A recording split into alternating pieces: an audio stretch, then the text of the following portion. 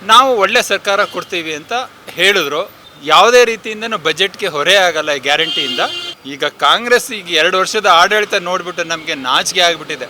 ಯಾವುದೇ ಒಂದು ಫಲಿತಾಂಶ ಕೊಡದೇ ಇರೋಂಥ ಸರ್ಕಾರ ಇದು. ಭ್ರಷ್ಟಾಚಾರದ ಬಗ್ಗೆ ಏನು ನಿರೀಕ್ಷೆ ಮಾಡೋಕ್ಕಾಗುತ್ತಮ್ಮ? ನಮಗೆ ಅವ್ರ ಬಗ್ಗೆ ಎಲ್ಲೇನಾದರೂ ಭ್ರಷ್ಟಾಚಾರನ ಕಮ್ಮಿ ಮಾಡ್ತಾರ ಅಂತ ಹೇಳೋಕ್ಕಾಗತ್ತಾ? 3ನೇ ಸ್ಥಾನದಲ್ಲಿದ್ದರೆ 1ನೇ ಸ್ಥಾನಕ್ಕೆ ಹೇಗೆ ತಗೊಬರ್ಬೇಕು ಅನ್ನೋದು ಯಾವುದೇ ಒಂದು ಅವ್ರ ಹತ್ರ ಒಂದು ಯೋಜನೆಗಳಿಲ್ಲ. ಅಮ್ಮ, ಎಲ್ಲರೂ ಹೇಳ್ತೀನಲ್ಲ, ಎಲ್ಲರೂ ಜಾಣ ಕಿವುಡರು, ಜಾಣ ಕುರುಡರು. ಎಲ್ರಿಗೂ ಗೊತ್ತು ಎಲ್ಲವೂ ಹಾಳಾಗ್ತಾ ಇದೆ ಅಂತ ಅಂದ್ಬಿಟ್ಟು. ನಾನು ಅದನ್ನು ಮಾಡಿದ್ದೀನಿ, ನೀನು ಇದನ್ನು ಮಾಡಿದ್ದೀನಿ, ಏನು ಇವ್ರ ಅಪ್ಪನ ಮನೆಯಿಂದ ಮಾಡಿದ್ರಾ, ಇಲ್ಲ ಇವ್ರ ಆಸ್ತಿ ಮಾಡಿದ್ರಾ? ಎಲ್ಲ ಕಡೆನೂ ಭ್ರಷ್ಟಾಚಾರ ಮಿತಿ ಮೀರಿದೆ.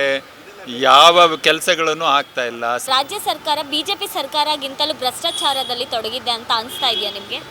ಅಮ್ಮ, ನನ್ನ ಹೆಸರು ಅಶ್ವಥ್ ನಾರಾಯಣ ಅಂತ ಅಂದ್ಬಿಟ್ಟು ಇಲ್ಲೇ ರಾಜರಾಜೇಶ್ವರಿ ನಗರದಲ್ಲಿ ಇದ್ದೀನಿ.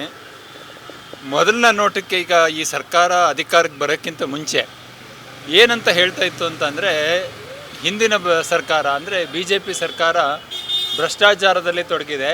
ಯಾವುದೇ ಕೆಲಸ ಮಾಡಿದ್ರೂ 30ರಿಂದ 50% ಕರಪ್ಷನ್, ಲಂಚದ ದುಡ್ಡು ತೊಗೊಂಡು ಕೆಲಸ ಮಾಡ್ತಾ ಇದ್ದಾರೆ ಅಂತ ಅವ್ರ ಮೇಲೆ ಆರೋಪ ಹೇಳಿದ್ರು.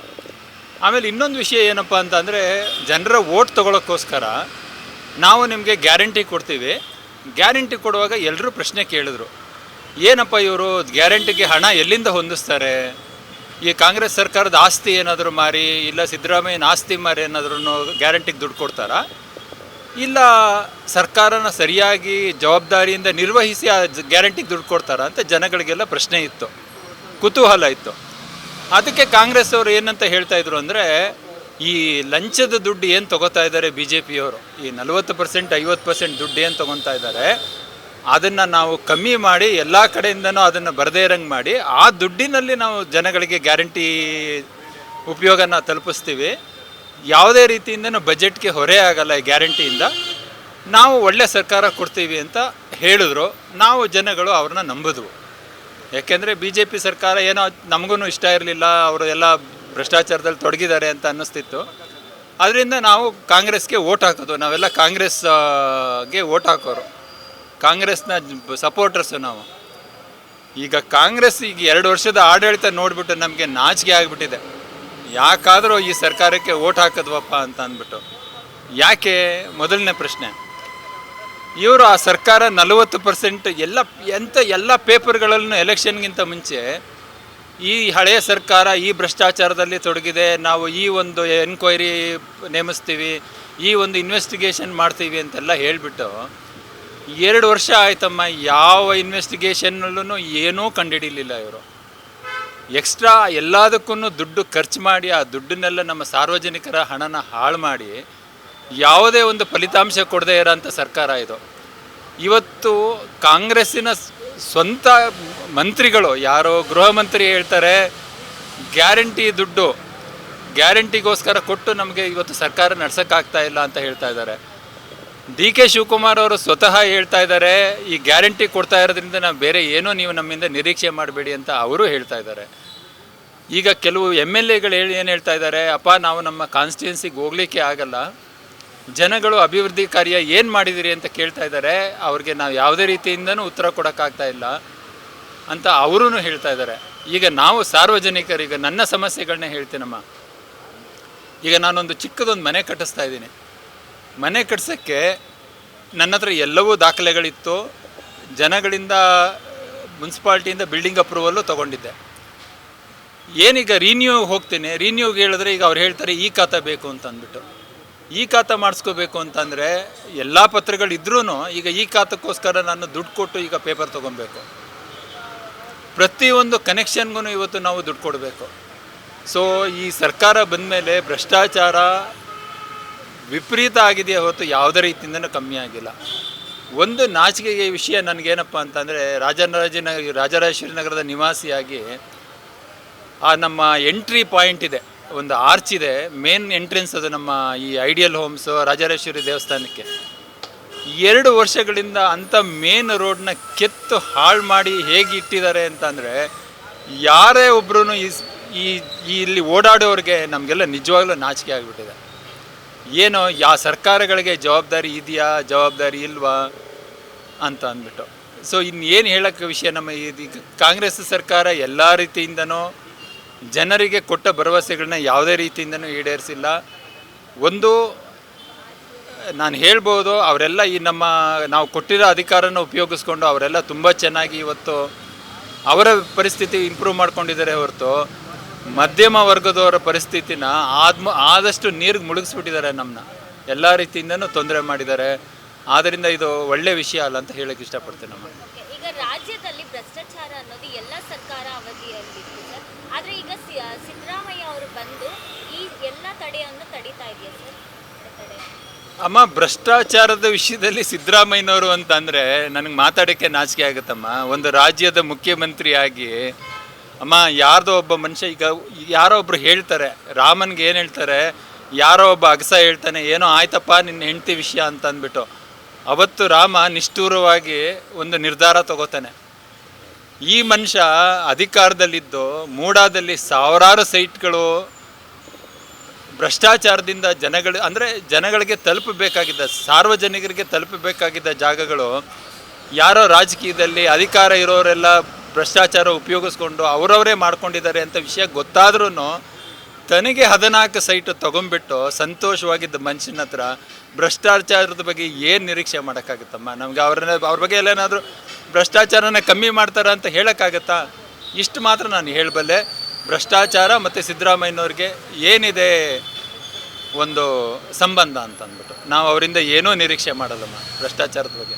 ಓಕೆ, ಈಗ ಕಾಂಗ್ರೆಸ್ ಸರ್ಕಾರ ಬಂದಾದ ನಂತರ ಯಾವ ರೀತಿ ಜನರಿಗೆ ಅನುಕೂಲ ಮಾಡಿಕೊಟ್ಟಿದೆ ಅಮ್ಮ? ಕಾಂಗ್ರೆಸ್ ಸರ್ಕಾರ ಸರ್ಕಾರ ಅನ್ನೋದು ಇರೋದು ಏನಕ್ಕೋಸ್ಕರ? ನಾವು ಪ್ರಜಾಪ್ರಭುತ್ವ ಇರೋದು ಜನರಿಂದ ಜನರಿಗಾಗಿ, ಜನರೇ ನಡೆಸುವಂತಹ ಒಂದು ವ್ಯವಸ್ಥೆ ಸರ್ಕಾರ. ನಾವು ಓಟ್ ಹಾಕೋದು ಏನಕ್ಕೋಸ್ಕರ? ನಮ್ಮ ಜೀವನನ ಸರ್ಕಾರ ಬಂದ ಮೇಲೆ ಅಂದರೆ ಏನಾದರೂ ಸಮಸ್ಯೆಗಳಿದ್ದರೆ ಆ ಸಮಸ್ಯೆಗಳನ್ನ ಬಗೆಹರಿಸಿ ಎಲ್ಲ ಜನಗಳಿಗೂ ಉಪಯೋಗ ಮಾಡಬೇಕು ಅನ್ನೋದಕ್ಕೋಸ್ಕರ ಅದು ಸರ್ಕಾರ ಇರೋದು. ಸರ್ಕಾರ ಅನ್ನೋದೇನು ಮೇಲಿಂದ ಇಳಿದಿರೋ ಒಂದು ವ್ಯವಸ್ಥೆ ಅಲ್ಲ. ನಾವೇ ನಮ್ಮನ್ನು ಒಂದು ಒಳ್ಳೆಯ ರೀತಿಯಲ್ಲಿ ನಡೆಸ್ಕೊಳ್ಳೋಕ್ಕೋಸ್ಕರ ಮಾಡಿರೋ ಒಂದು ವ್ಯವಸ್ಥೆ. ಈ ಸರ್ಕಾರ ಏನಾಗಿದೆ, ಒಂದು ದೂರದೃಷ್ಟಿ ಇಲ್ಲ. ಇನ್ನು 10 ವರ್ಷ ಆದಮೇಲೆ ನಮ್ಮ ಕರ್ನಾಟಕನ ಇವತ್ತು ಈಗ ಇಡೀ ನಮ್ಮ ದೇಶದ ಒಂದು ರ್ಯಾಂಕಿಂಗ್ನಲ್ಲಿ 3ನೇ ಸ್ಥಾನದಲ್ಲಿದ್ದರೆ 1ನೇ ಸ್ಥಾನಕ್ಕೆ ಹೇಗೆ ತಗೊಬರಬೇಕು ಅನ್ನೋದು ಯಾವುದೇ ಒಂದು ಅವ್ರ ಹತ್ರ ಒಂದು ಯೋಜನೆಗಳಿಲ್ಲ, ಏನೂ ಇಲ್ಲ. ಸಾರ್ವಜನಿಕರ ದುಡ್ಡನ್ನು ಬರೀ ಏನೋ ಅವ್ರಿಗೆ ಒಂದು ಹೆಸರು ತಗೊಬರಬೇಕು ಅಂತಂದ್ರೆ ಅದನ್ನು ಎಲ್ಲ ದುರುಪಯೋಗ ಪಡಿಸ್ಕೊಂಡು ಕೆಟ್ಟ ರೀತಿಯಲ್ಲಿ ಅದನ್ನು ಕಳ್ಕೊಂಡು ಅದೇನೋ 4 ಜನಕ್ಕೆ 5 kg ಅಕ್ಕಿ, ಅದು ಕೇಂದ್ರ ಸರ್ಕಾರ ಕೊಡ್ತಿರೋ ಅಕ್ಕಿನೇ ನಾವು ಕೊಡ್ತಿದ್ದೀವಿ ಅಂತ ಬಿಂಬಿಸ್ಕೊಂಡು ಓಡಾಡ್ತಾ ಇರೋದಕ್ಕೆ ಇದನ್ನು ಒಂದು ಸಾಧನೆ ಅಂತ ಹೇಳಬೇಕು. ನಮ್ಮ ಗೌರ್ಮೆಂಟ್ ಬಸ್ಗಳು, ಸರ್ಕಾರಿ ಬಸ್ಗಳಲ್ಲಿ ಹೆಂಗಸರಿಗೆ ಫ್ರೀ, ಒಳ್ಳೆ ವಿಷಯ. ಹೆಂಗಸರಿಗೆ ಫ್ರೀ ಕೊಡಲಿ. ಯಾರ ಮನೆಯಿಂದ ದುಡ್ಡು ಕೊಟ್ಟು ಫ್ರೀ ಕೊಡ್ತಾ ಇದ್ದಾರೆ? ಈಗ ಬಸ್ಸು, ಈಗ KSRTC ಸಂಸ್ಥೆ ನಡ್ಸೋಕ್ಕಾಗತ್ತಾ? ಅದನ್ನು ನಡ್ಸೋಕ್ಕಾಗತ್ತೆ ಅಂತಂದರೆ ಆ ಅಂಕಿಅಂಶಗಳನ್ನ ಅವರು ಬಿಡುಗಡೆ ಮಾಡಬೇಕು. ಹಿಂದೆ ಏನಿತ್ತು, ಅದರ ಪರಿಸ್ಥಿತಿ ಏನಿತ್ತು, ಇವತ್ತು ಇದು ಕೊಟ್ಟ ಮೇಲೆ ಅದರ ಪರಿಸ್ಥಿತಿ ಏನಿದೆ? ಅಮ್ಮ, ಎಲ್ಲರೂ ಹೇಳ್ತೀನಲ್ಲ, ಎಲ್ಲರೂ ಜಾಣ ಕಿವುಡರು, ಜಾಣ ಕುರುಡರು, ಎಲ್ರಿಗೂ ಗೊತ್ತು ಎಲ್ಲವೂ ಹಾಳಾಗ್ತಾ ಇದೆ ಅಂತ ಅಂದ್ಬಿಟ್ಟು ಸುಮ್ಮನೆ ಮೇಲ್ಗಡೆ ನಮಗೆ ನಾಚಿಕೆ ಆಗುತ್ತೆ. ಗ್ಯಾರಂಟಿಯೇ ಬದುಕು, ಯಾರಿಗಮ್ಮ ಬೇಕೋ ಗ್ಯಾರಂಟಿ ಬದುಕು? ಬೇಕಾಗಿರೋದು ಶ್ರಮದ ಬದುಕು, ಪ್ರಾಮಾಣಿಕ ಬದುಕು. ನಮ್ಮ ಶ್ರಮ ನಾವು ದುಡ್ಕೊಂಡು ತಿಂದರೆ ಆ ಜೀವನ ಒಂದು ಯಾವುದೇ ರೀತಿ ಸಂತೋಷಕರವಾಗಿರುತ್ತೆ. ಯಾರೋ ಒಬ್ಬರು ಕೊಡ್ತಾರೆ, ನೀವೇನೋ ಕೊಡ್ತೀನಿ ಅಂತ ಇವತ್ತು ನನ್ನ ಒಂದು ಆರೋಗ್ಯವಂತ, ಈಗ ಒಂದು ವಯಸ್ಸು, ಯುವ ವಯಸ್ಸನ್ನು ಯಾರೋ ಪುಕ್ಸಟೆ ಕೊಡ್ತಾರೆ ಅಂತ ತೊಗೊಂಡು ನಾನು ಕಳೆದುಬಿಟ್ರೆ ನಾಳೆ ಒಂದು 5 ವರ್ಷ ಆದಮೇಲೆ ನೀವಿರಲ್ಲ, ಇನ್ಯಾರೋ ಬರ್ತಾರೆ. ಜೀವನ ಮಾಡೋದು ಹೇಗೆ? ಜನಗಳಿಗೆ ಉದ್ಯೋಗ ಕೊಡಬೇಕು, ಜನಗಳಿಗೆ ದುಡ್ದು ಬದುಕೋದನ್ನು ಕಲಿಸ್ಬೇಕು. ಅದನ್ನು ಬಿಟ್ಬಿಟ್ಟು ಯಾರ್ದೋ ದುಡ್ಡದು ತೆರಿಗೆ ಕಟ್ಟೋರು ದುಡ್ಡು, ಅದನ್ನು ಕೊಟ್ಬಿಟ್ಟು ನೀವು ನಾನು ಅದನ್ನು ಮಾಡಿದ್ದೀನಿ, ನೀನು ಇದನ್ನು ಮಾಡಿದ್ದೀನಿ, ಇವ್ರ ಅಪ್ಪನ ಮನೆಯಿಂದ ಮಾಡಿದ್ರಾ, ಇಲ್ಲ ಇವ್ರ ಆಸ್ತಿ ಮಾಡಿದ್ರಾ? ಏನು ಬೇಕಾಗಿಲ್ಲ ರೀ. ಅವರ ಅಧಿಕಾರಕ್ಕಿಂತ ಬರೋಕ್ಕಿಂತ ಮುಂಚೆ ಅವ್ರ ಆಸ್ತಿ ಎಷ್ಟಿತ್ತು, ಇವತ್ತು ಅವ್ರ ಆಸ್ತಿ ಏನಿದೆ, ಅದನ್ನು ದಯವಿಟ್ಟು ಪ್ರಾಮಾಣಿಕತೆಯಿಂದ ಅವರೆಲ್ಲ ಪೇಪರ್ಗಳೆಲ್ಲ ಹಾಕಿಸ್ಲಿ. ಏಕೆಂದರೆ ಎಲ್ಲರದ್ದು ಭ್ರಷ್ಟಾಚಾರ, BJP ಭ್ರಷ್ಟಾಚಾರ ಅಂತ ಒಂದೊಂದು ಮುಖಪುಟದಲ್ಲೆಲ್ಲ ಅವರು ಅಡ್ವರ್ಟೈಸ್ಮೆಂಟ್ ಕೊಟ್ಟಿದ್ರು. ಅವರಿಗೆ ನಿಜವಾಗಲೂ ಒಂದು ನೈತಿಕತೆ ಇದ್ದರೆ ಅವ್ರ ಆಸ್ತಿ ಎಷ್ಟು ಹೆಚ್ಚಾಯಿತು ಅದನ್ನು ಅವ್ರ ಪೇಪರ್ನಲ್ಲಿ ಹಾಕಲಿ. ಅವತ್ತು ನಿಜವಾಗ್ಲೂ ಈ ಸರ್ಕಾರ ಅನ್ನೋದು, ಕಾಂಗ್ರೆಸ್ ಸರ್ಕಾರ ಅನ್ನೋದು ಒಳ್ಳೆ ಕೆಲಸ ಮಾಡ್ತಾಯಿದೆ ಅಂತ ಹೇಳ್ಬೋದು.